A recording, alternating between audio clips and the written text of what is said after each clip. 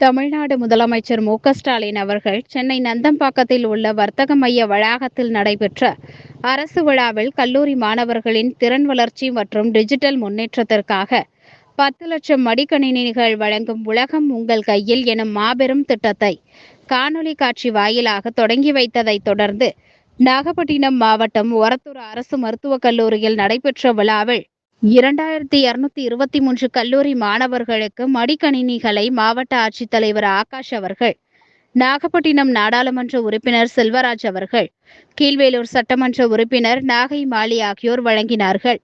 இந்நிகழ்வின் பொது மாவட்ட ஊரக வளர்ச்சி முகமை திட்ட இயக்குனர் ஸ்ருதி, அரசு மருத்துவக் கல்லூரி மற்றும் மருத்துவமனை முதல்வர், தமிழ்நாடு அரசு மீனவர் நல வாரிய உறுப்பினர் மனோகரன் மற்றும் அரசு அலுவலர்கள் கலந்து கொண்டனர்.